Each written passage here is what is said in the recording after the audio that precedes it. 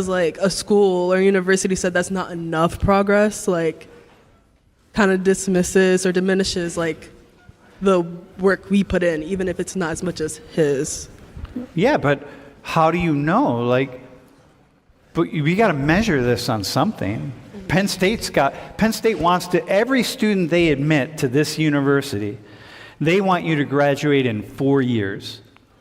And if you can't do it in 4 years, they want you to graduate in 4.5, and if not 5. They don't want you here for a long period of time. That's not good for Penn State. You might think, yeah, they just keep taking my money. No. It lowers Penn State's credibility and standing. They want you in, they want you out, and they don't want you dropping out.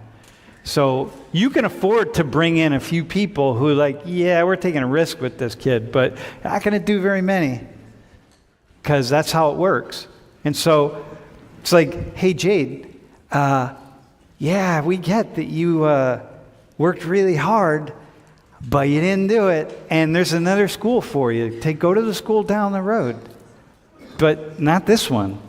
You know, you're going to go to school. It's not like you're not going to get into college. You're just not going to get into the college that maybe you think you want to get into. So now respond to that.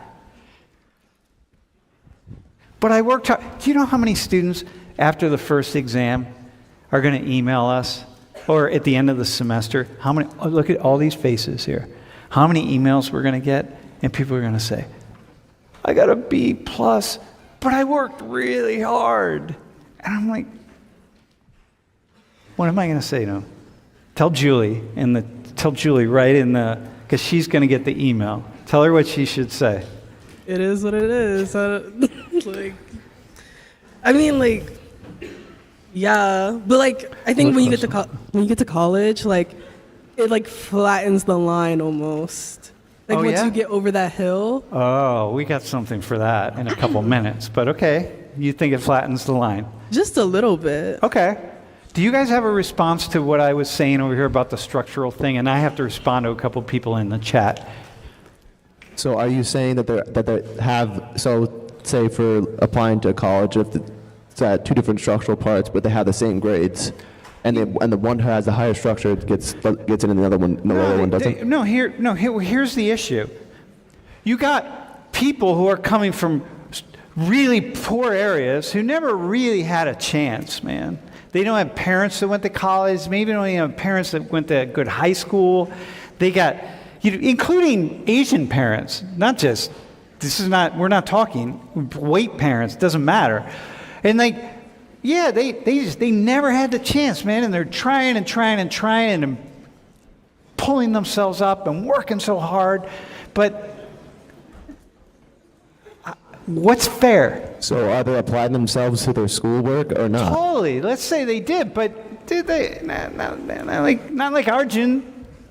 Yes, but isn't that what the loans are for? The student loans to pay for the college. Yeah. That's what it's for. Okay. If you don't have enough money, if you come from a background where you don't have enough money, where you come from a poor background, that's what student loans are for. So you can pay for the colleges. Okay. So if you can't do as well, you don't go to one of these top schools, go to another school and work really hard and then go to some other college. Well, didn't you say that they have both that they both worked hard, they could do the same score and they apply? Most of the time, it doesn't end up like that. Yeah, no, I think that you can just ask the questions like, what do you do with the kids? Go back to the reservation. And like the kids on the reservation are working so hard as they can, and they're spinning, and the schools are really bad, and there are no role models, and they don't have money, and they're not doing any college visits, and like at best they're going to go to a local community college and hope. We passed many of them out in New Mexico and Arizona, these little community colleges in the middle of nowhere, nothing like Penn State or anything like that, and like, Can I? Yeah. This is where you're falling into inequality and not equity. Not to say that's not, the conversation isn't connected, right? It is. The point is, how do we deal with inequality, right? And I think affirmative action, as we know it, and as all of us have grown up in the consciousness of affirmative action, right? Because we didn't exist before affirmative action. Affirmative action is one of the ways we've tried to figure out how to create equity in the midst of inequality, right? And so now, so anyway, I just want you to be able to stay with what the question that you're asking, right? So this is what we're seeing is coming on the other side of years of affirmative action in college admissions. Right? Wait. Yep, go ahead. Yep, go ahead. No, keep going. Yep, this is what we're seeing. This is what happens in the world if we just let it go. It's like, yep, it's just test scores, and that's what you're showing us. It's one is test scores. For if you come from a family of this culture, evidently Asian cultures that are going like, no man, you go. But what about the other culture? Like. So are we just saying, hey, that's just the luck of the draw, man. You grew up in a family that isn't pushing education in the same way, so whatever. Which is fine if that's the conclusion we come to, but would that be your conclusion? In the academic realm, a growing phenomenon of victimhood has been observed among certain minority groups. This trend, which manifests through discourses and policies emphasizing oppression and marginalization, raises serious questions about the direction higher education is taking. For example, victimhood in the university can be interpreted as a strategy that seeks to invalidate merit and competence. The idea that certain groups are systematically oppressed may lead to the implementation of quota systems and benefits that prioritize identity over individual capabilities. This not only undermines the value of effort and dedication, but can also perpetuate a cycle of dependency, where students see themselves as victims rather than agents of change. I wouldn't necessarily say that's my conclusion, but what I'm saying is that it's where they come from. If they work hard and they do the same as the other person, like it's not going to be lower percent chance where they're going to. It's lower percent chance where they're not going to get admitted into it, like because they still get the loans and everything else like that. If they come from the poor background. Yeah, but understand that these things, it's a spiraling process. First it's your education, then it's your internships, then it's your job, and then it's this, and then it's that, and it's where you buy a house, and then how much you have in your retirement account when you're our age. I mean, it's one thing after another. You see, so it's not just this one step. And so the question is, how fair is it to just let it go? And how fair is it?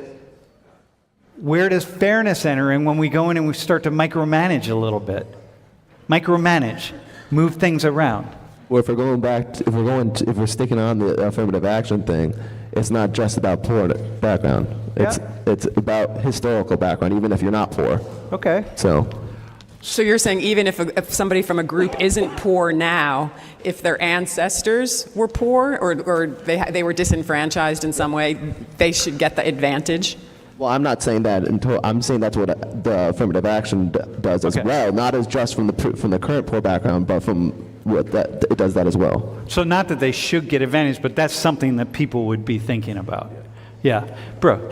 Yeah, I'm just curious to kind of juxtapose this to the data we looked at last class with the amount of wealth. Because I think of, you can have two kids that are trying just as hard, but one kid tries hard and he grew, his parents are poor, and so the school he goes to sucks, and then so the tutors that he can get suck, and then what he gets needs to be provided, whereas you can be in a wealthy family that say the tutor the school provides for him isn't good enough, his parents can go get him a nice tutor, and that kind of spirals up, and you get, even if you're trying hard, both kids can try hard, but they don't have the resources to reach their potential. Okay, so you're now in the structural place going, yeah, exactly. Fairness, how we decide about fairness and what is fair has to include some conversation about your background and because that matters. You can't just start wherever. It's like you're going to put a really poor person on the starting line right here, right next to I take the person in this class who's comes from the poorest, most dysfunctional family,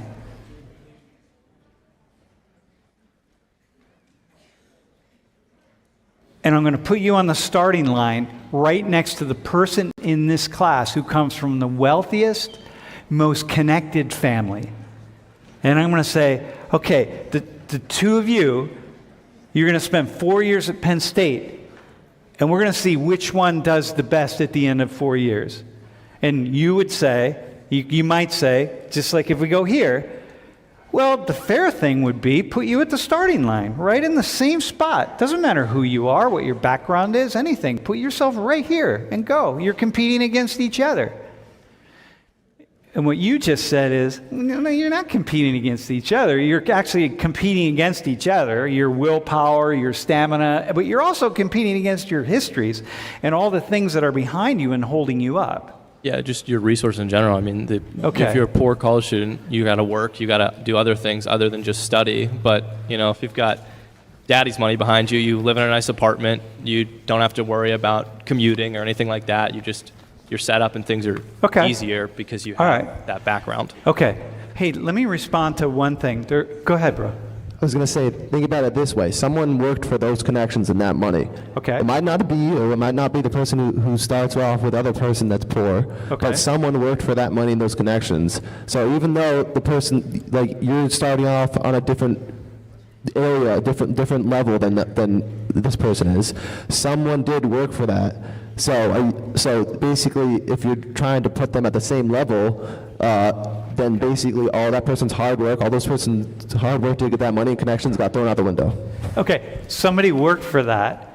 They had children. The children benefit. Yeah, they do that so their children benefit from what they do. That's what parents do. So their children can use what they made to get further in life. So Jade, You see the freed slaves, right? They didn't even get 40 acres and a mule. So it's like, it's not fair. Okay, right? but Because their parent worked for it. Can I bounce off of that? Yeah. Think of everyone else though. Like, I'm part Irish and Ukrainian. At some point, my family was oppressed by other people. So my ancestry still came from an oppressed background. So it's not just that. Yeah, I know that. But I'm saying that when you talk about when you put people in categories of race, you have no choice but to generalize around it. Okay, no, that's right. Okay, but now listen to this. Yeah, it's not fair, but there are only so many slots available. So are you going to be willing to say, yeah, all right, my kid doesn't have to go to Penn State. I'll send him off to a community college. Because I have this privilege, because look at me. I came from, my parents worked really hard, and your parents did. They're entrepreneurs, right? They worked really hard. They started out they've worked hard and they've done well. Okay, so, yeah, is that, how are you going to think about that? Oh, yeah, all right, I'll sit this one out. I'll let my kids sit this one out. It's not about sitting something out. It's just because my parents always say make it work. You know what I mean? Okay. So yes, it's maybe it's not fair, but if someone that's less privileged got a better opportunity than I did, I just need to change my way to get what I want. I got you. So you're just going to have to work a little harder. That's fairness for you. It's all right, that person got it, but now I'm going to work really, really. Not necessarily work harder, but just that's if you think strategizing your life is harder. Okay.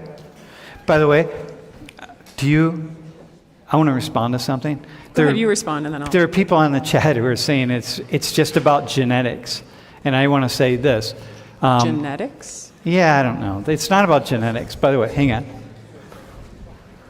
It's not just about genetics. There's nothing that we understand about genetics that will explain these kinds of differences between groups. There's nothing at all.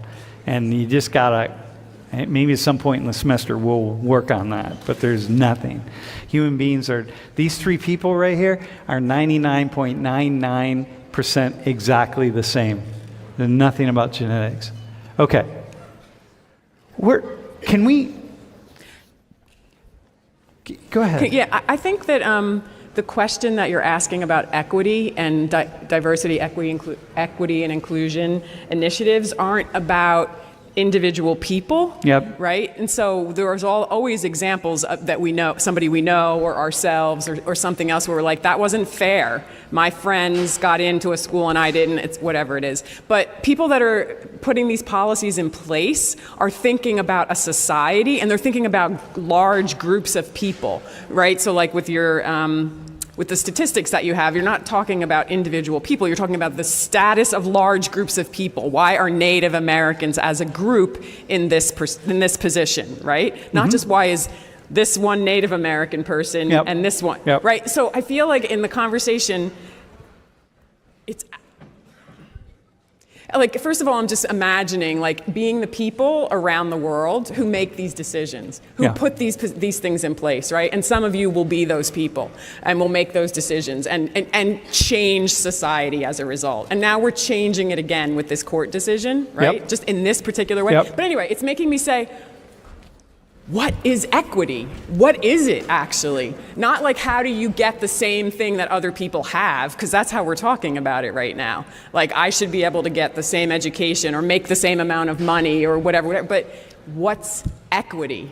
Because equity isn't everybody getting the same thing. So it's that it's fair somehow. So the city of New York came in and decided, hey, we can't just use test scores. We gotta find something else. This is too unequal. Once that happened, Asian families started to say, yo, hang on a second, man. Why are you penalizing us? Just because we're starting to send our kids to tutor schools. In Korea, it's cram schools, hagwons. We're doing that here in the U.S. Why are we going to get hurt by that? And so they're the ones who really pushed the Supreme Court decision forward here to say, like, no, this is not fair. You're now penalizing us for our successes. The professor argues that education is not just an individual resource, but a family legacy. Families that value knowledge and academic training create a conducive environment for learning. This implies that, in many cases, academic success is not solely the result of the opportunities provided by the educational system, but also of the mindset instilled at home.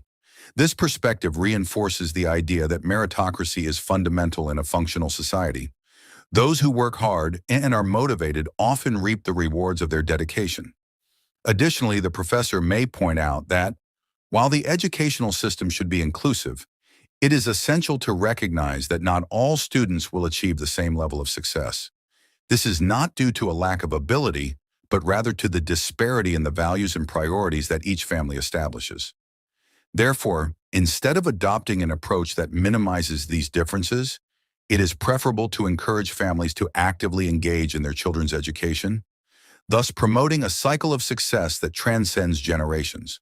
From a conservative viewpoint, it is argued that the true solution to educational inequalities does not lie solely in state policies, but in promoting a culture of effort and responsibility that empowers individuals to reach their maximum potential.